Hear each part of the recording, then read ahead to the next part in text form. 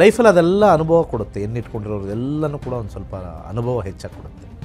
P ಒಬ್ಬಂಟಿಯಾಗೆ ನಿಂತ್ಕೊಳ್ತಾರೆ. R one of the best strong letter.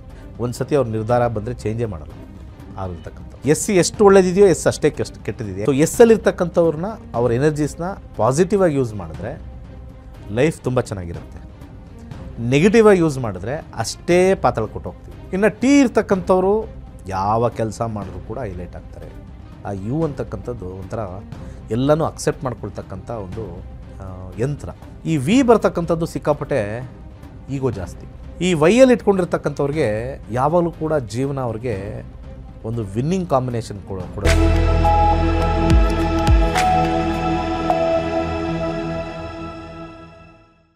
ಎಲ್ರಿಗೂ ನಮಸ್ಕಾರ. ನೀವು ನೋಡ್ತಾ ಇದ್ದೀರಾ ಟಿವಿ ವಿಕ್ರಮ. ನಕ್ಷತ್ರ ನಾಡಿ ಕಾರ್ಯಕ್ರಮಕ್ಕೆ ಸ್ವಾಗತ. ನಾನು ಮುಮ್ತಾಜ್ ಅಬ್ದುಲ್ ನೆಲ್ಲಡ್ಕ. ಗುರುಜಿ ಕಾರ್ಯಕ್ರಮಕ್ಕೆ ಆತ್ಮೀಯವಾದಂತಹ ಸ್ವಾಗತ. ನಮಸ್ಕಾರ ಎಲ್ಲರಿಗೂ. ಗುರುಜಿ, ಹಿಂದಿನ ಸಂಚಿಕೆಯಲ್ಲಿ ಎ ಇಂದ ಎಂ ತನಕ ಯಾರ್ದೆಲ್ಲ ಅಕ್ಷರ ಆರಂಭ ಆಗುತ್ತೋ ಅವರ ಗುಣಲಕ್ಷಣಗಳನ್ನು ಹೇಳ್ತಾ ಇದ್ರಿ.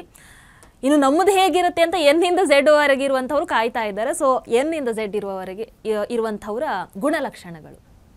ಖಂಡಿತ. ಎನ್ನಿರ್ತಕ್ಕಂಥವ್ರಿಗೆ ಸಾಧಾರಣವಾಗಿ ಸ್ವಲ್ಪ ಮೇಲ್ ಹೋಗುತ್ತೆ ಮತ್ತು ಕೆಳಗೆ ಬರುತ್ತೆ. ಬಟ್ ಕೆಳಗೆ ಬರ್ತಕ್ಕಂಥ ಒಂದು ವಿಚಾರದಲ್ಲಿ ಸ್ಲ್ಯಾಂಟಿಂಗಾಗಿ ಕೆಳಗೆ ಬರುತ್ತೆ, ಏಕ್ದಮ್ ಬೀಳಲ್ಲ, ಸ್ಲೋ ಆಗಿರುತ್ತೆ. ಬಟ್ ಎಗೈನ್ ಅಪ್ ಆಗುತ್ತೆ. ಅಂದರೆ ಅವ್ರ ಲೈಫಲ್ಲಿ ಅಪ್ ಆ್ಯಂಡ್ ಡೌನ್ ಇದ್ದರೂ ಕೂಡ ಕೊನೆಗೆ ಅವರ ವಿಜಯ ಪತಾಕೆ ಮೇಲೆ ಇರುತ್ತೆ.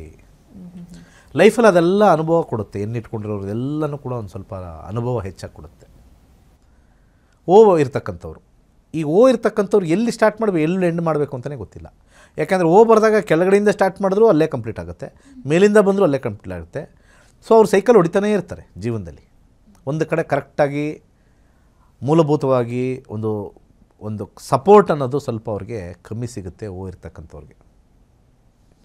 ಪಿ ಇರ್ತಕ್ಕಂಥವ್ರಿಗೆ ಪಿ ಒಬ್ಬಂಟಿಯಾಗೆ ನಿಂತ್ಕೊಳ್ತಾರೆ. ಯಾಕೆಂದರೆ ಒಂದು ಸ್ಲ್ಯಾಂಟ್ ಬಂದು ಮೇಲೆ ಕಂಪ್ಲೀಟ್ ಆಗುತ್ತೆ, ಆದರೆ ಸ್ವಲ್ಪ ಸಪೋರ್ಟ್ ಕಮ್ಮಿ, ಕೆಳಗಡೆ ಏನೂ ಇಲ್ಲ. ಬಿ ಥರ ಡಬಲ್ ಲೂಪ್ ಸಪೋರ್ಟ್ ಇಲ್ಲ.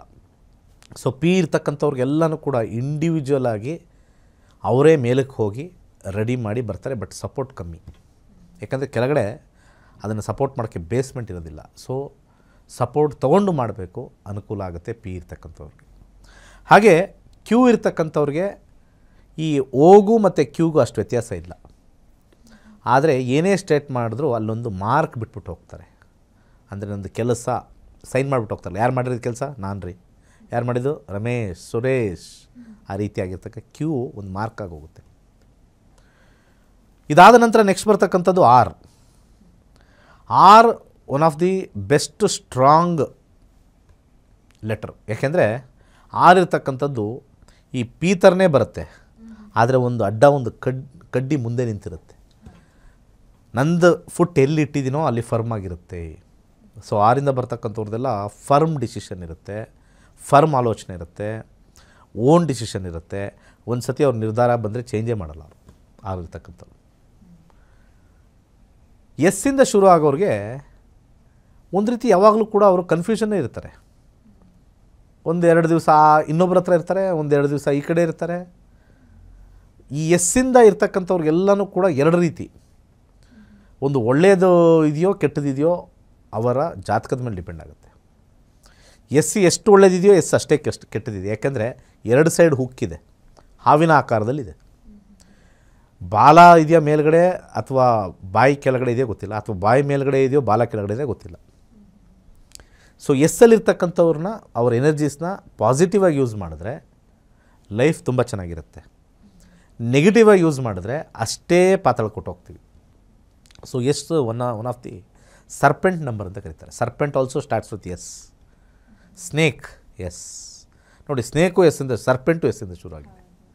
ಸೊ ಆ ರೀತಿ ಇರ್ತಕ್ಕಂಥ ಎಸ್ಸು ಸ್ವಲ್ಪ ಪಾಸಿಟಿವ ನೆಗೆಟಿವ ನೋಡ್ಕೋಬೇಕು. ಬೋತ್ ಗುಡ್ ಆ್ಯಂಡ್ ಬ್ಯಾಡ್ ಇದೆ. ಅದು ಇನ್ಫಿನಿಟಿಗೆ ಹತ್ರ ಇರ್ತಕ್ಕಂಥದ್ದು. ಎಸ್ ಅನ್ನೋದು ಇನ್ಫಿನಿಟಿಗೆ ಹಾಫ್ ಇದ್ದಂಗೆ, ಇನ್ನೊಂದು ಸ್ವಲ್ಪ ಜಾಯ್ನ್ ಆದರೆ ಇನ್ಫಿನಿಟಿ ಆಗಿಬಿಡುತ್ತೆ.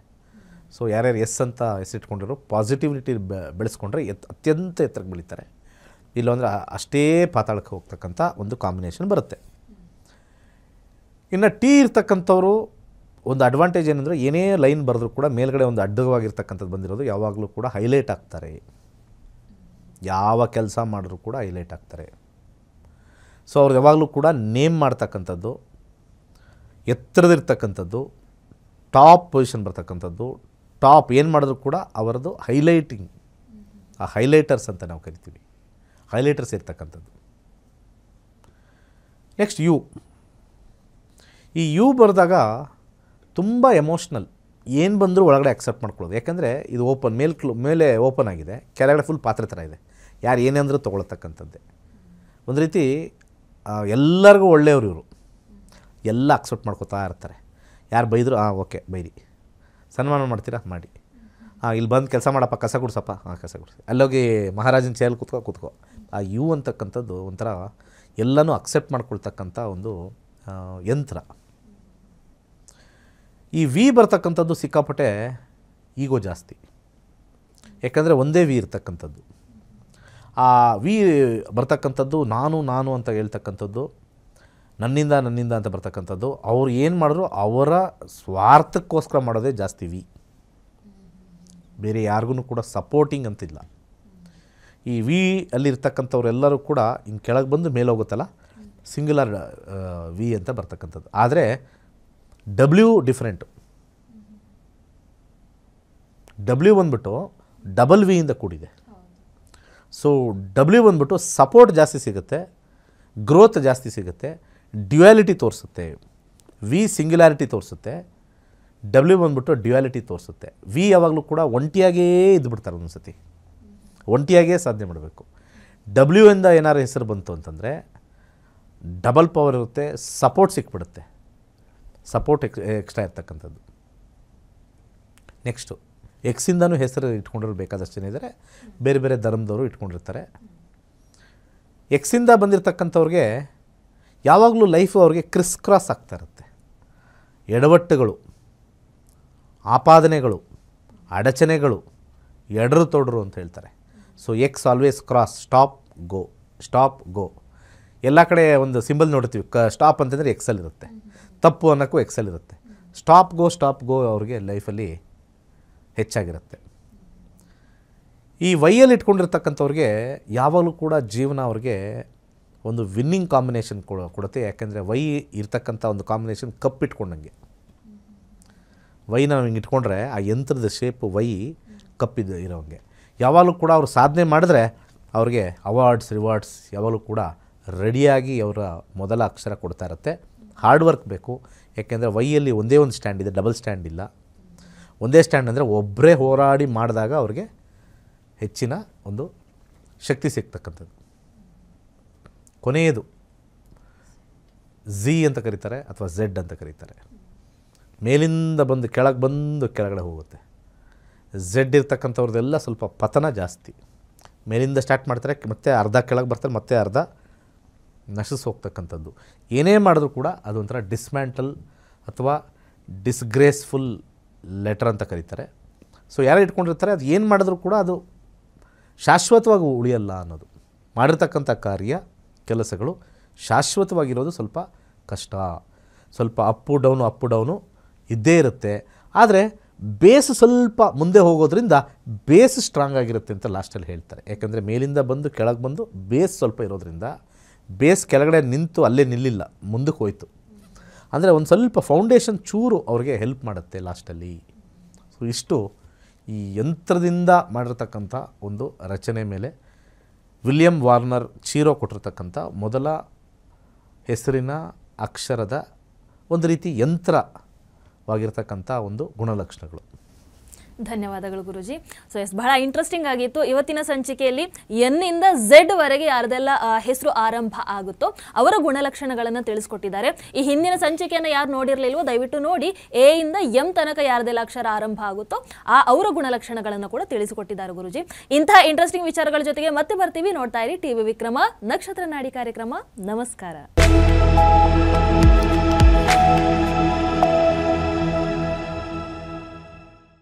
ನಮಸ್ಕಾರ. ವೈಜ್ಞಾನಿಕ ತಂತ್ರಜ್ಞಾನವನ್ನು ಒಳಗೊಂಡಿರುವ ನಕ್ಷತ್ರ ನಾಡಿ ಜ್ಯೋತಿಷ ತರಗತಿಗಳಿಗೆ ಸುಸ್ವಾಗತ. ಈ ತರಗತಿಗಳಲ್ಲಿ ಗುರುಜಿಯವರು ಕಲಿಸಿಕೊಡಲಿರುವ ವಿಚಾರಗಳೇನೆಂದರೆ, ನಮ್ಮ ಬ್ರಹ್ಮಾಂಡದ ಸೃಷ್ಟಿ, ವಿಷ್ಣುವಿನ ದಶಾವತಾರಗಳಲ್ಲಿ ವೈಜ್ಞಾನಿಕ ಆಧಾರ, 4 ಯುಗಗಳು, ಉತ್ತರ ಧ್ರುವದ ಪ್ರಾಮುಖ್ಯತೆ, ನಕ್ಷತ್ರಗಳು, ರಾಶಿಗಳು, ರಾಹು ಮತ್ತು ಕೇತು ಪುರಾಣ. ರಾಶಿ ಚಕ್ರದಲ್ಲಿ 27 ನಕ್ಷತ್ರಗಳ ಸ್ಥಾನ, ರಾಶಿ ಚಕ್ರದ ಡಿಗ್ರಿ ಲೆಕ್ಕಾಚಾರ, ನಕ್ಷತ್ರದ 108 ಪಾದಗಳು, ದಶಾ ಲೆಕ್ಕಾಚಾರ, ರಾಶಿ ಚಕ್ರದ ಗುಣಲಕ್ಷಣಗಳು, ಲಗ್ನದ ಪ್ರಾಮುಖ್ಯತೆ, ಲಗ್ನ ಲೆಕ್ಕಾಚಾರ, ದಿನದಲ್ಲಿ ಲಗ್ನವನ್ನು ಕಂಡುಹಿಡಿಯುವ ಸರಳ ಲೆಕ್ಕಾಚಾರ, ಲಗ್ನದಿಂದ ವಿವಿಧ ಮನೆಗಳಿನ ಗ್ರಹಗಳು, ನಕ್ಷತ್ರ ನಾಡಿ ತತ್ವಗಳು, ಗ್ರಹಾಧಿಪತಿ, ನಕ್ಷತ್ರಾಧಿಪತಿ, ಉಪನಕ್ಷತ್ರಾಧಿಪತಿ ಲೆಕ್ಕಾಚಾರ, ಪ್ರಶ್ನಾಶಾಸ್ತ್ರದ 249 ವಿಭಾಗಗಳ ಲೆಕ್ಕಾಚಾರ, ವಿಶ್ಲೇಷಣೆಯಲ್ಲಿ ದಶ, ಭುಕ್ತಿ, ಅಂತರ್ಭುಕ್ತಿಯ ಅರ್ಥ, ಜಾತಕದಲ್ಲಿ ಶಿಕ್ಷಣಕ್ಕೆ ಆಯ್ದುಕೊಳ್ಳಬಹುದಾದ ಕೋರ್ಸ್, ಉದ್ಯೋಗ ಅಥವಾ ವ್ಯವಹಾರದಲ್ಲಿ ಕ್ಷೇತ್ರದ ಆಯ್ಕೆ, ಯಶಸ್ಸಿನ ಲೆಕ್ಕಾಚಾರ, ಮದುವೆ ವಿಚಾರದಲ್ಲಿ ಸಂಯೋಗಗಳು, ತೊಂದರೆಗಳು, ಸಂತಾನದಲ್ಲಿ ತೊಂದರೆಗಳು, ವಿಳಂಬವಾಗುವುದು, ಆಸ್ತಿ ಅಥವಾ ವಾಹನ ಖರೀದಿಯಲ್ಲಿ ಸಮಯವನ್ನು ತಿಳಿಯುವುದು, ಆರೋಗ್ಯ ವಿಚಾರಗಳಲ್ಲಿ ಶುಭ ಅಶುಭ ಸಮಯದ ಲೆಕ್ಕಾಚಾರ, ಆರೋಗ್ಯ ಸಮಸ್ಯೆಗಳು ಉಂಟಾಗುವ ಸಮಯ ಮುಂತಾದ ವಿಚಾರಗಳ 3 ಹಂತದಲ್ಲಿ ಶುಭ ಅಶುಭ ಸಂಯೋಗಗಳ ವಿಭಜನೆ, ಪವರ್ ಪೊಸಿಷನ್, ಪುಷ್ ಪುಲ್ ಸಿದ್ಧಾಂತ, ಗೋಚಾರದ ವಿಶ್ಲೇಷಣೆ, ಆಯ್ದ ಸೆಲೆಬ್ರಿಟಿ ಜಾತಕಗಳ ವಿಶ್ಲೇಷಣೆ, ಪರಿಹಾರಗಳು, ರತ್ನಗಳು, ರುದ್ರಾಕ್ಷಿ, ಮಂತ್ರ, ಕಲರ್ ಥೆರಪಿ, ದಾನದ ಪರಿಕಲ್ಪನೆ, ಇನ್ನು ಅನೇಕ ವಿಚಾರಗಳ ಬಗ್ಗೆ ಅತ್ಯಂತ ಸರಳವಾಗಿ ಗುರೂಜಿಯವರು ತರಗತಿಯಲ್ಲಿ ತಿಳಿಸಿಕೊಡುತ್ತಿದ್ದಾರೆ. ಈ ತರಗತಿ ಜೊತೆಗೆ ಅತ್ಯಾಧುನಿಕ ತಂತ್ರಜ್ಞಾನದಿಂದ ಬಳಕೆಯಲ್ಲಿರುವ ಗೋಲ್ಡ್ ಟ್ರೀ ಆಸ್ಟ್ರೋ ಆ್ಯಪ್ ಮೂಲಕ ಜಾತಕವನ್ನು ಪರಿಶೀಲಿಸುವ ಸುಲಭವಾದ ತಂತ್ರಗಳು ಗುರೂಜಿಯವರು ತಿಳಿಸಿಕೊಡುತ್ತಾರೆ. ಜೀವನಕ್ಕೆ ಅಗತ್ಯವಾಗಿರುವ ವಿಚಾರಗಳನ್ನು ತಿಳಿಯಲು ಇಂದೇ ನಕ್ಷತ್ರ ನಾಡಿ ತರಗತಿಯನ್ನು ಸೇರಿ. ನಿಮ್ಮ ಜೀವನದ ವಿಚಾರಗಳಿಗೆ ಮಾರ್ಗದರ್ಶಿಯಾಗಿರುವ ಜ್ಯೋತಿಷ್ಯವನ್ನು ಅಳವಡಿಸಿಕೊಳ್ಳಿ. ಹೆಚ್ಚಿನ ಮಾಹಿತಿಗೆ ಇಂದೇ ನಮ್ಮ ನಕ್ಷತ್ರ ನಾಡಿಯನ್ನು ಸಂಪರ್ಕಿಸಿ. ಧನ್ಯವಾದಗಳು.